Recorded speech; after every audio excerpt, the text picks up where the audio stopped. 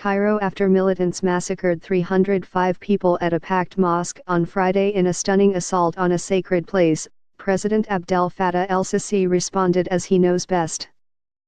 Mr. Sisi went on television vowing to take revenge and strike back with an iron fist.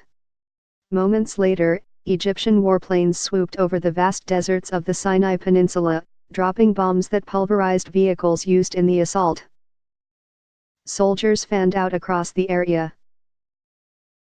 But that furious retaliation, which follows years of battle in Sinai against a vicious Islamic State affiliate that downed a Russian passenger jet in 2015 and has regularly attacked Egyptian security forces there, revived the most troubling question about Mr. Sisi's strategy in the Desert Peninsula: why is it failing?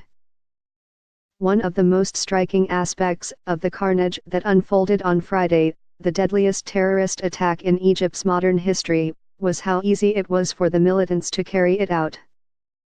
In a statement issued on Saturday, Egypt's Prosecutor General, Nabil Sadik, described the grisly scene in forensic detail. Between 25 and 30 gunmen, traveling in 5 vehicles and carrying an Islamic State flag, surrounded a Sufi mosque on all sides in Bir al-Abed, a dusty town on a road that arcs across the sandy plain of North Sinai. After an explosion, they positioned themselves outside the main entrance of the mosque and its 12 windows, spraying the worshippers with gunfire.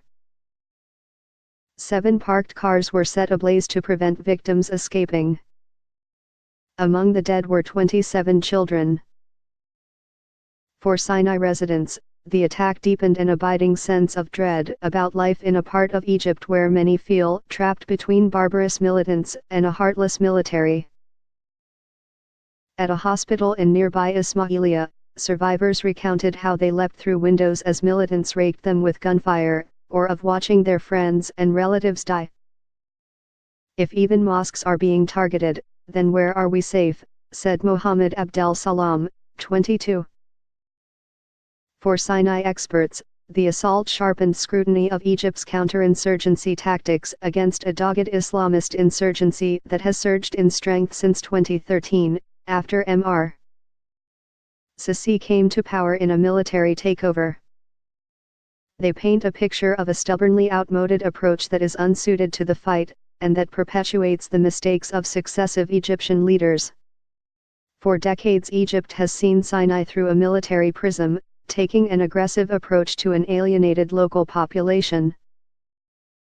The military has engaged in summary executions and the destruction of whole villages, while offering little to solve the region's deep social and economic problems, including chronic unemployment, illiteracy, and poor access to health care.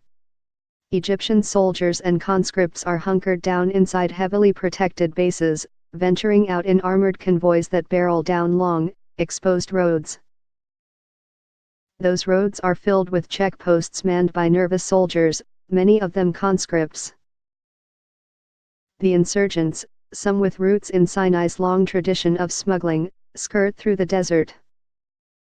The Egyptians have failed to acknowledge that ISIS is not just a terrorism threat, said Andrew Miller, a former Egypt specialist at the National Security Council, now at the Project on Middle East Democracy in Washington.